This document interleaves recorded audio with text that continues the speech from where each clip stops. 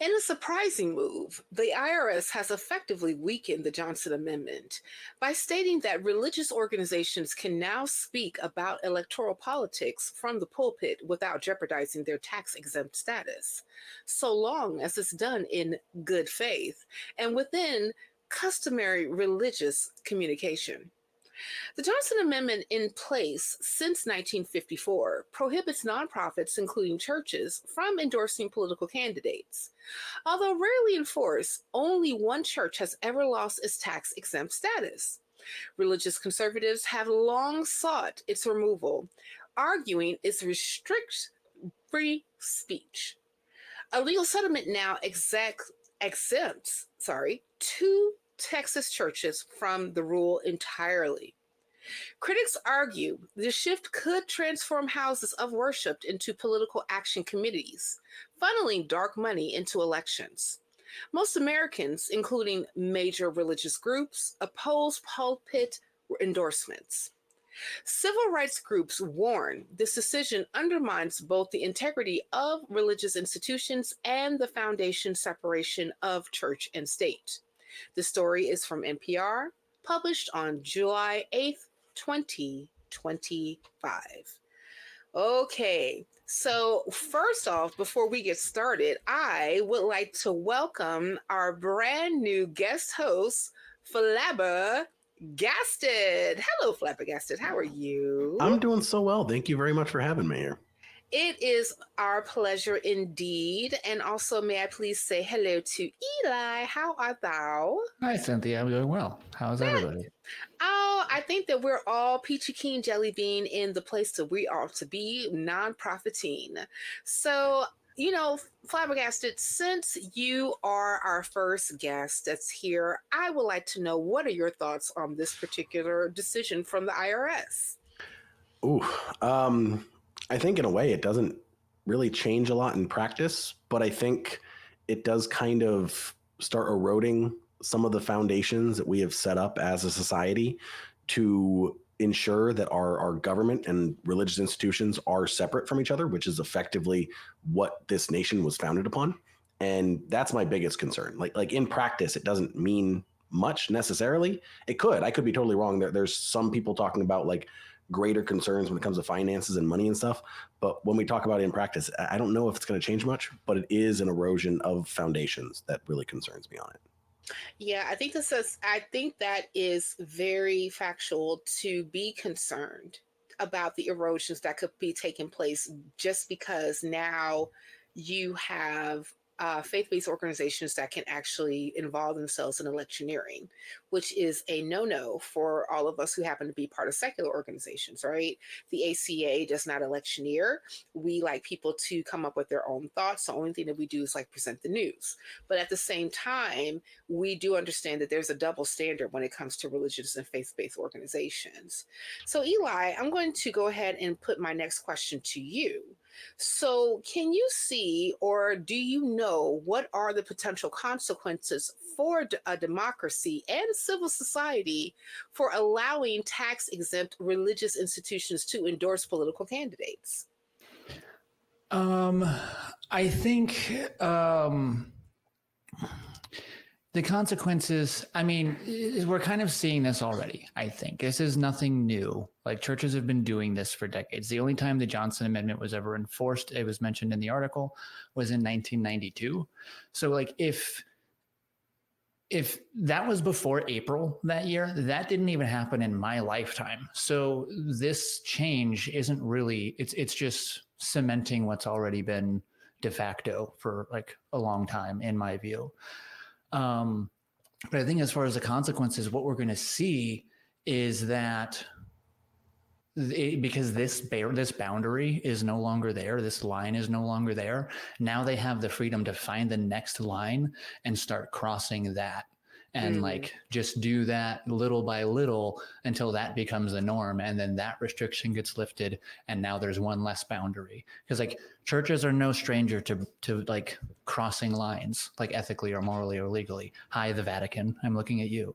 So like it's not Right. That's kind of what I think. It's sort of like just this. I called it like religious quantum tunneling, where like there's a boundary there, but the religious movement has just enough like momentum or energy that just a little bit of that is crossing that boundary, and we're just like, yep, that's normal, no problem. Mm. Well, first, Eli, I like to mention that you mentioned that 1992 wasn't even in your lifetime. Fuck you.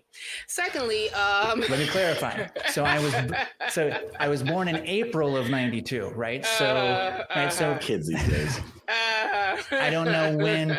Depends on when that actual event took place, but sure, I will see. Yeah, well, whatever. Going back to you, flabbergasted.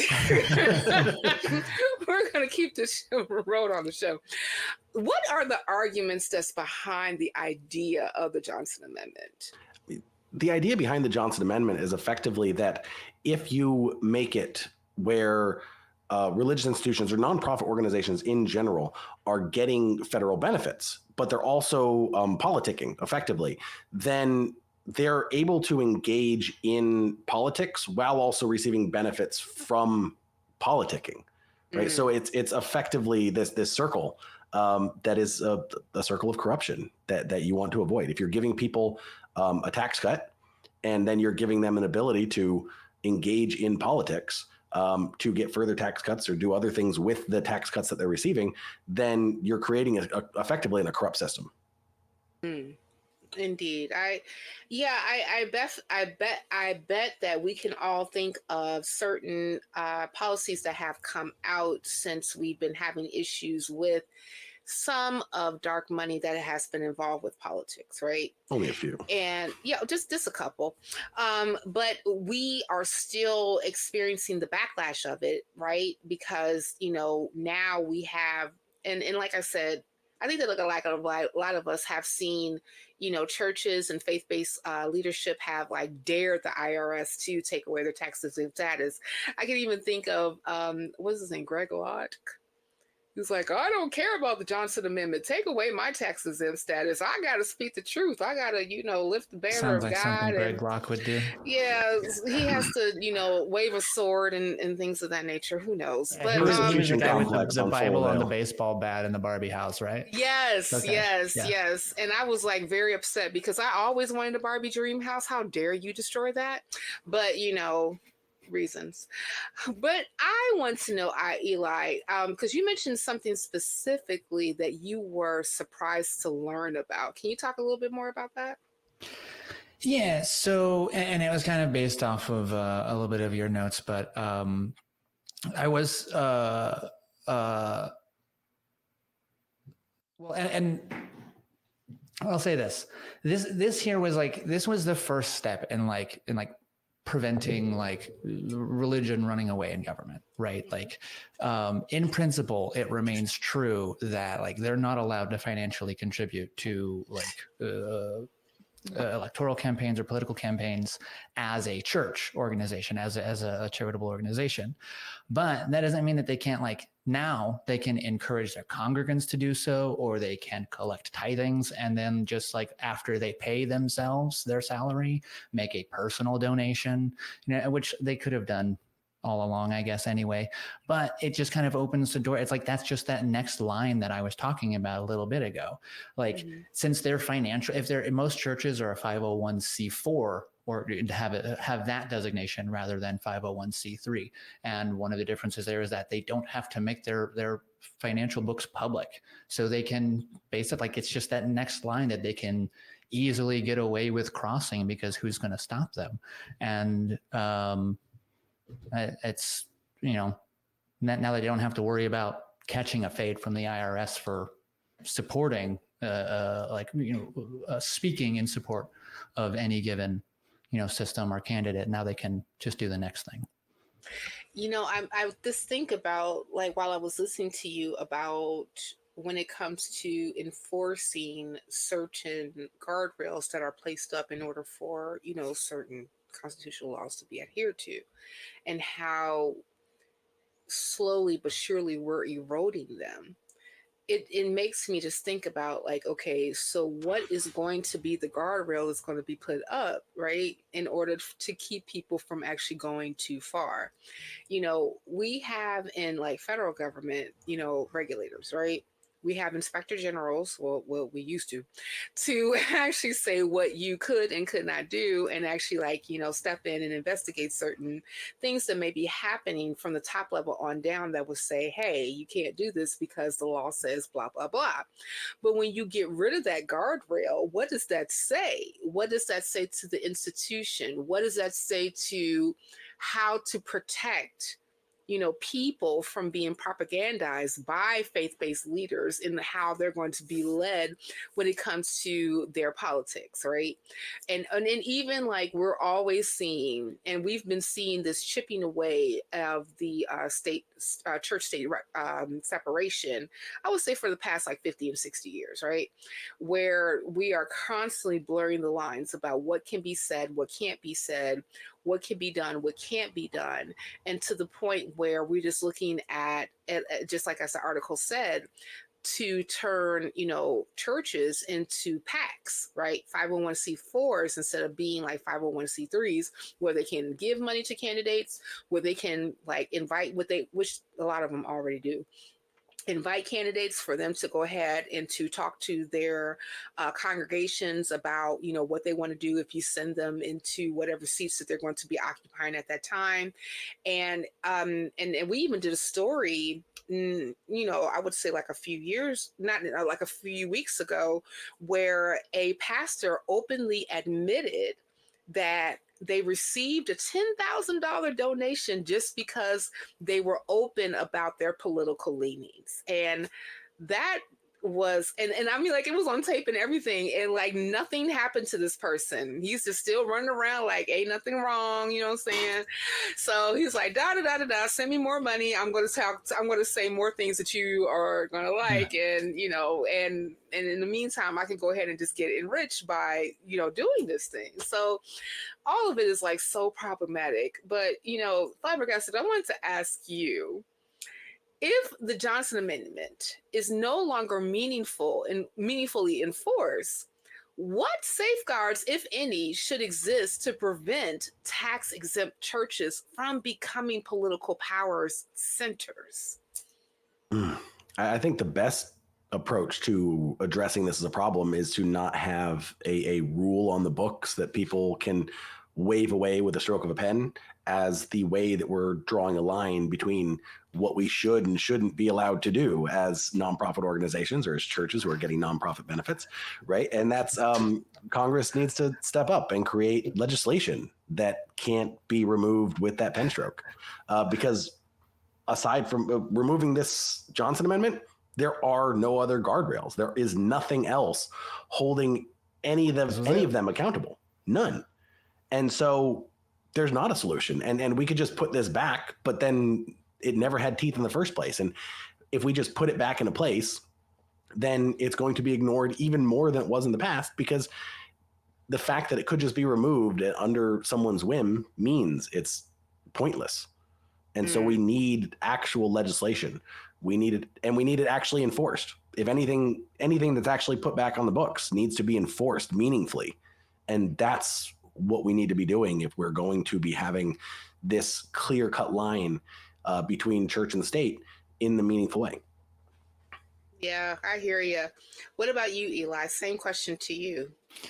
I think that kind of goes right back to what I was saying earlier. Like this was it. This was the one that was like supposed to stop, people from doing that. Now that they don't have that to worry about, they can just casually contribute here and there and wait, and eventually it'll just be the way of the world.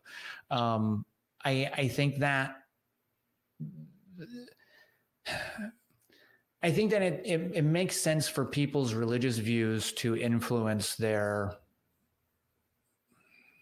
be careful, to the decisions they make politically, right? So they're going to listen to their religious leaders when it comes to forming those opinions that form their voting decisions. So I think that it makes sense that, but like if they're going to go if they're going to get advice to form those decisions from that clergy, from those religious leaders, I think that should be like a private conversation. I think that's, and it goes so deep, and it doesn't really, like, what the thought I have there doesn't really answer your question. I don't have, I don't know what else it should be. This was the one thing that was in place to stop that from happening, and it's not there. So it makes me nervous. I hope that there will be, I'm going to stop that thought.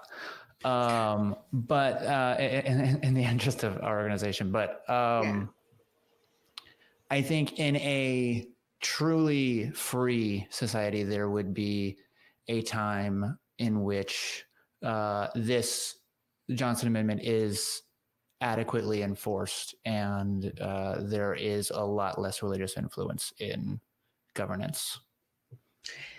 Yeah, I was just thinking as he was talking about how I recently had a conversation with a theist, and I was alluding to how a lot of us have watched debates over time, where apologists will make a mistake and say that there is an atheist worldview, like there is a specific atheist worldview. And that always makes me go insane, because atheists are varying when it comes to their worldviews. And being an atheist is not a worldview in itself. It's just a position. Do you believe in a God or gods? Answer, nah, right? So, but I can say personally that, being secular, being a non-believer does influence some of my worldview, but there are going to be other factors that are more predominant in my life that's going to definitely influence how I think and how I proceed in life, and including how I look at the world and even how I look at the nation. And I know that if I had like some, let's just, like, as we always say, if we had like some flying spaghetti monster that was constantly talking to the atheists and say, you vote this way, you do this, you do that, I think that we would balk at that, right? We would definitely be like, shut up, flying spaghetti monster, get on my plate, give me some marinara sauce, and then also I want all the Parmesan in the world, right? With a little fennel. But regardless of that, now I'm making myself hungry. But that's where that stops, right? Because like I think that like all of us have had conversations with other people who happen to be atheists, who were from a very different spectrum when it comes to like how we lean politically. But one of the things that I felt was important, and this is something that we do and highly influence and highly respect in our particular organization at the Atheist Community of Austin, is making sure that we have a way for us to be able to talk about certain things without electioneering, without jeopardizing our positions when it comes to a 501c3. I mean, like, we believe in actually, I don't know, following the rules and the law. That's why we stop our sentences mid-thought. Yeah, exactly. I was like, so when you say, I'm just going to stop right here, I was like, I feel you. Because like I was doing that like the whole time that I was actually just even coming up with my notes. But I think that like what can be said about all of this is that it's if I were to speak for myself, it's incredibly unfair for there to be a standard that's different from, faith-based organizations versus like, organizations like us when it comes to, how we proceed with, political thought. But at the same time, it would make more sense for a lot of us to be like, what? Even though like that may be something that the IRS decided to do, we're still going to follow the rules. So, with that being said, I like to give both of you a chance to get out your final thoughts. Flabbergasted, I'm going to start with you, and then I'm going to round up with Mr. Eli. Yeah, well, thank you. I think what you touched on there is really important in regards to the two things. One, the fact that this rule only seems to be applying for religious institutions, not all nonprofits. So the entire justification that they put out for this as a problem was that it was an infringement on free speech. But apparently free speech now only applies to religious institutions and not all nonprofits. And so it's completely contradicting the basis for their argument. It also shows that where the bias actually is in this case. They're not trying to give people more opportunities to engage in politics or not be curtailed in their speech in any meaningful way, which is also a misunderstanding of what free speech actually means. But they're trying to give effectively more power to people who they think are going to be supporting them on these topics. And it's a very biased approach to it. But I think the other thing that's really important that we all need to be aware of is this is not an atheist versus religious issue. This is a issue of secularism, which is beneficial to all types of religious beliefs across the spectrum, right? Because once you allow one religion, and we all know there's a particular version of religiosity that's going to be advantaged in this much more than any other religion. I bet you can't guess which one that is. It's not Buddhism, my friend. That it's going to negatively affect all of these, everyone across the spectrum is being negatively influenced, not just religious believers.